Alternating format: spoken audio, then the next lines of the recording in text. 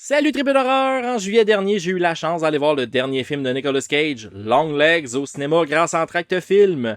Je sais que je suis un peu en retard pour en parler parce que le battage médiatique est pas mal passé, mais je l'ai tellement aimé que j'avais vraiment pas le choix de faire une vidéo dessus. Donc aujourd'hui, je vais vous dire ce que j'ai pensé du film d'Osgood Perkins. Est-ce que c'est aussi bon que les critiques le disent? Est-ce que c'est si épeurant que ça? Vous allez avoir la réponse à ces questions-là au cours des 10 prochaines minutes. So, let's go!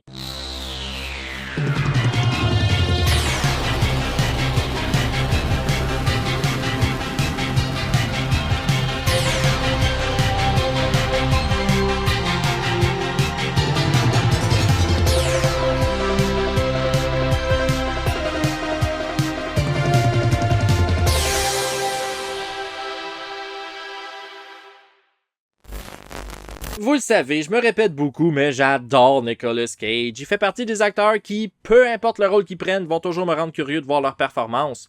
Souvent, cette curiosité-là est due au fait que l'acteur va jouer un personnage auquel on s'attend pas à le voir incarner, puis Nicolas Cage est bon là-dedans. Pour Renfield, l'actrice, c'était qui jouait Dracula. Pour Willy's Wonderland, c'était qui dit pas un calice de mots de tout le film. Pour Mandy, c'était qui part en rampage pour se venger. Dans The Unbearable Weight of Massive Talent, c'était qu'il joue lui-même, puis pour Longlegs, c'est parce qu'il joue un tueur en série. Je vois donc vraiment pas comment on pourrait ne pas être interpellé par ça et moindrement curieux de voir le résultat. Fait qu'il se passe quoi dans Longlegs? Dans le film, on suit l'agent du FBI Lee Harker, une nouvelle recrue récemment assignée au cas non résolu d'un tueur de famille en série qui se fait appeler Longlegs. Alors que l'affaire prend une tournure plutôt complexe puis que des indices l'alliant au monde de l'occulte font surface, Harker se découvre un lien avec le tueur puis doit courir contre la montre pour l'arrêter avant qu'il arrache la vie à une autre famille innocente. Le film est réalisé par Oz Perkins qui, au cas où vous seriez pas au courant, est le fils d'Anthony Perkins, monsieur Norman Bates de Psycho en personne. Il a commencé sa carrière en jouant jeune Norman dans Psycho 2 puis ça fait quand même un petit bout qu'il est réalisateur. C'est lui qui est derrière la réalisation de The Black Coat's Daughter aka The Devil's Daughter, I Am the Pretty Thing That Lives in the House, Gretel and Hansel, puis son prochain film, The Monkey, une adaptation d'une nouvelle de Stephen King, sort en février 2025. Un beau parcours quand même! À part de ça, le film en vedette Micah Monroe qui était aussi dans The Guest et It Follows, mais moi je l'ai connu grâce à un petit film qui s'appelle Flying Monkeys. Il y a aussi Alicia Witt de Urban Legend, puis évidemment Nicolas Cage dans le rôle de Longlegs. Je pense pas avoir vraiment besoin de vous dire dans quoi Monsieur Cage a joué parce que sa filmographie est énorme et très variée. Mais sur ma chaîne, j'ai parlé de quelques-uns de ses films. Il y a un épisode des Blood Dimanche sur Mandy, une critique de Renfield, puis dans les top 10 annuels de Yolin puis moi, on a déjà parlé de Color Out of Space puis de Willy's Wonderland. Puis j'ai le feeling que dans notre prochain top, on va encore parler de lui. Parce que non seulement Longlegs est un des, sinon le film qui était le plus attendu cette année, mais en plus l'attente en a valu la peine parce que c'est vraiment excellent. Ça file familier comme histoire au début parce qu'on se croit dans un thriller policier typique des années 90 à la Silence of the Lamb ou Seven, mais ça prend éventuellement une tournure complètement inattendue pis on s'en va ailleurs. Je vous en dis pas plus. Mais est-ce que c'est aussi bon que les critiques le disent? Les réactions sont assez variées. De ce que j'ai pu voir sur internet, soit on aime ou on déteste, mais moi personnellement j'aurais tendance à dire oui parce que j'ai vraiment trippé. Mais est-ce que certaines critiques ont exagéré en qualifiant le film de super épeurant? Oui, définitivement. Je dirais pas que le film est épeurant, je dirais plus qu'il est creepy pis très malaisant. C'est un slow burn où l'atmosphère est lourde, oppressante et anxiogène, mais j'irai pas jusqu'à dire que ça fait peur. C'est juste weird le feeling qu'on a pendant le film parce qu'il y a tellement de plans où l'acteur est seul dans le milieu ou dans le côté de l'écran puis où on voit beaucoup le background. Il y a tellement d'espace vide dans l'image qu'on s'attend toujours à voir quelque chose y apparaître, mais la majorité du temps, il y a rien pis il se passe rien. Fait qu'on est toujours ses nerfs, comme si on attendait un jumpscare qui arrive jamais, puis moi ça m'a rendu vraiment inconfortable. Puis parlant de jumpscare, j'ai envie de chialer un peu parce que je déteste l'argument. Ça fait même pas peur pour descendre un film d'horreur. C'est pas parce que c'est tagué horreur que ça doit absolument contenir des jumpscares. Les films d'horreur peuvent être le fun, drôle, triste, malaisant, dégoûtant, stressant. Mais c'est pas parce que vous avez pas fait le saut que le film est mauvais, y a pas juste ça dans la vie, bâtard. Je dis ça parce que j'ai vu énormément de commentaires à propos de Longlegs qui disaient que c'était même pas épeurant. C'est sûr que le marketing a pas aidé en citant des critiques qui disaient que ça l'était, mais calisse, enjoyez donc les films pour ce qu'ils sont, pis lâchez-moi les jumpscares, l'atmosphère est beaucoup plus importante. C'est ça qui aide à se mettre dans le mood pis à embarquer dans l'histoire. T'sais, c'est pas tous les films qui doivent nous faire le saut pis tout ne peut pas être le fucking Conjuring Universe. Chris. Sinon, je viens juste de mentionner vite le marketing, puis wow que la campagne pour promouvoir Longlegs était intrigante. C'était tellement minimaliste, mais ça piquait énormément la curiosité. En plus, chose surprenante, les bandes annonces puis les teasers montraient jamais ou que très peu Nicolas Cage, puis j'ai trouvé que c'était une super idée. Ça rendait le tout très mystérieux, puis ça a rendu la révélation de son look encore plus frappante qu'elle l'aurait été si on nous l'avait spoilé.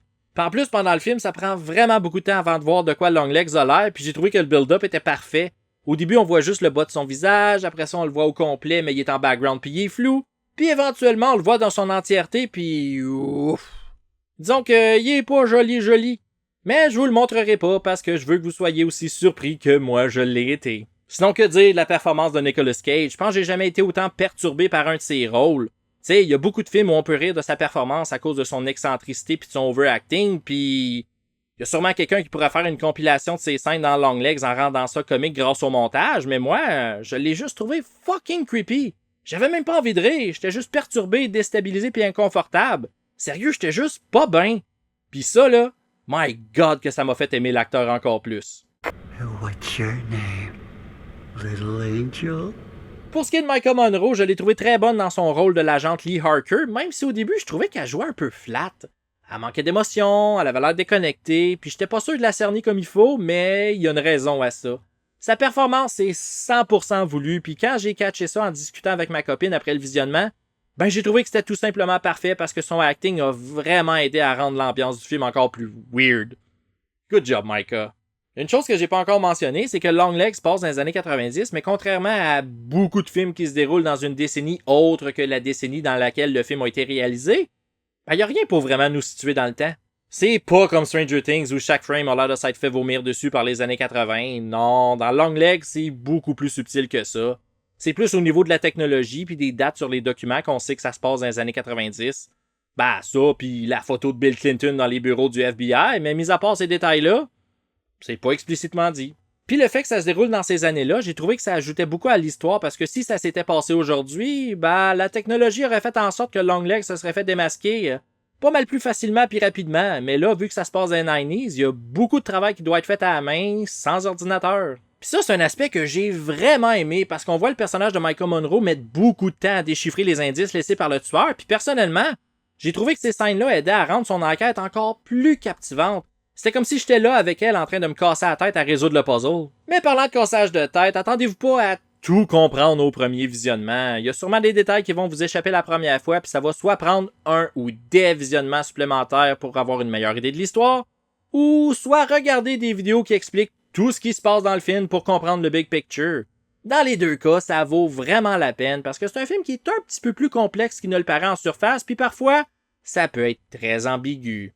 Longlegs est un peu une anomalie dans le paysage des films d'aujourd'hui. C'est un petit film d'horreur indie avec un scénario original. C'est basé sur rien qui existait précédemment, c'est sa propre affaire, puis ça a payé. Parce que le film, fait avec un budget d'un peu moins de 10 millions de dollars, a remporté plus de 100 millions au box-office en n'étant pas une suite ou un remake.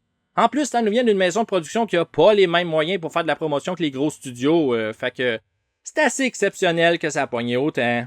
Overall, Longlegs est un excellent thriller policier horrifique qui mérite vraiment votre attention. C'est sûr que ça sera pas pour tout le monde, mais si ma critique vous a rendu moindrement curieux, allez-y. Allez-y, mais allez-y complètement blind, parce que d'après moi, pour vraiment l'apprécier à sa juste valeur, il faut en savoir le moins possible. Tu sais, la seule chose que moi je savais du film avant d'aller le voir, c'est que c'est l'histoire d'une agente du FBI qui enquête sur un meurtrier en série appelé Longlegs. That's it. Donc, si vous êtes capable d'éviter les spoilers puis de le regarder avec le moins d'attente possible, selon moi, ça en vaut la peine. Puis who knows, peut-être que vous allez triper autant que moi j'ai trippé. En terminant, n'oubliez pas de donner de l'amour à mes amis et partenaires qui sont affichés à l'écran présentement. C'est vraiment du bon monde, puis ils travaillent tous fort pour vous divertir, vous informer et vous offrir du contenu de qualité. Aussi, un gros merci à mes tripeux ultimes et merci aussi aux autres membres Patreon qui aident à financer ce merveilleux projet. Sans vous, je serais pas rendu aussi bien équipé. Et comme d'habitude, si vous avez aimé ma vidéo, pensez à laisser un petit thumbs up, ça aide beaucoup. Laissez-moi savoir ce que vous avez pensé de Longlegs si jamais vous l'avez vu, puis si l'envie vous pogne de me jaser de Nicolas Cage en commentaire, gênez-vous pas, ça va me faire un plaisir de vous répondre. Et finalement, n'oubliez pas de vous abonner afin de ne rien manquer sur Horreur FM. À la prochaine les tripeurs.